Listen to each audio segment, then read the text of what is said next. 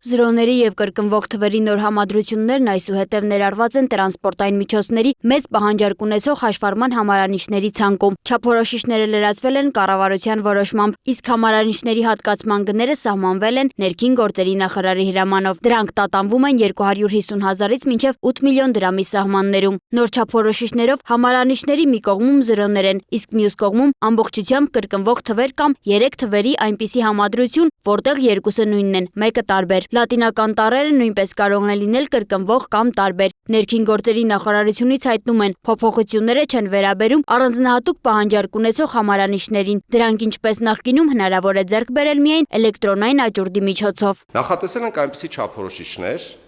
երբ համարանիշի մի կողմում դա կլինի 2 նիշ կամ 3 նիշը, թվերի մասին է խոսքը, միշտ գտնվում են զրոները։ Ֆիզիկական անձանց պարագայում գիտեք, սկզբից 2 զրո է, իրավաբանական անձանց պարագայում 3 զրոն է կամ 2 նիշ եւ 3 նիշ համապատասխանաբար։ Լատինական տառերը, ինչպես բոլոր պարագաներում, կարող են լինել նույնը, այսինքն կրկնվող կամ տարբերվող։ Մյուս կողմում թվերից կամ նույն թիվը կրկնվում է,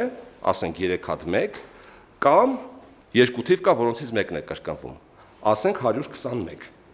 121 համադրության մեջ 2 հատ 1-ը կրկին կրկնվում է։ Առանձնահատուկ պահանջարկ ունեցող համարանիշները հիմնականում պարունակում են 5 0 կամ 4 0 եւ մեկ այլ թիվ։ Դրանց վերջնական գինը որոշվում է աճուրդով։ Մեծ պահանջարկ ունեցող համարանիշի արժեքը, սակայն, նախապես սահմանված է։ Քաղաքացին այն կարող է ընտրել եւ ձեռք բերել տրանսպորտային միջոցի հաշվառման ժամանակ, առանց այլ հայտատուների հետ մրցելու։ Նոր կարգավորումը տարածվում է 7 նիշ պարունակող հաշվառման համարանիշների վրա։ Այն չի վերաբերում մոտոցիկլների կամ այլ տրանսպորտային միջոցների համար նախատեսված այլ ձևաչափ ունեցող համարանիշներին։ Նոր համարանիշի օգտագործման իրավունքը պահպանվում է նաև մեքենան հաշվառումից հանելուց հետո։ Սեփականատերն այն կարող է 6 ամսվա ընթացքում տեղադրել մեկ այլ մեքենայի վրա կամ տրամադրել մերձավոր ազգականին։ Եթե այդ ժամանակահատվածում համարանիշը չի օգտագործվում, այն վերադարձվում է ազատ համարանիշների ցանկ եւ կարող է տրամադրվել մեկ այլ քաղաքացու։ Առանձնահատուկ պահանջարկ ունեցող հաշվառման համարանիշները հնարավոր է ձեռք բերել միայն էլեկտրոնային աճուրդի մասնակցության միջոցով։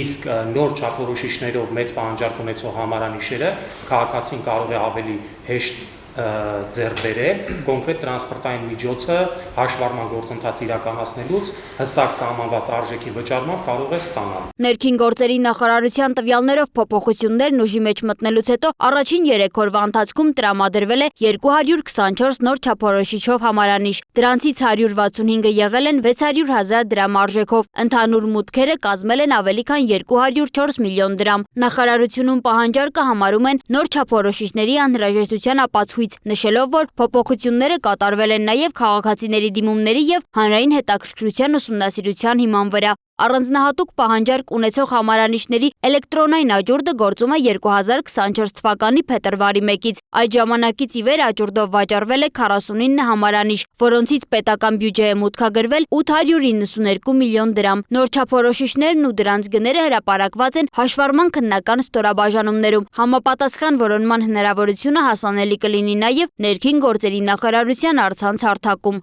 Սոնա Գիշյան, Արմեն Բոյաջյան, Free News, Ազատ լուրեր։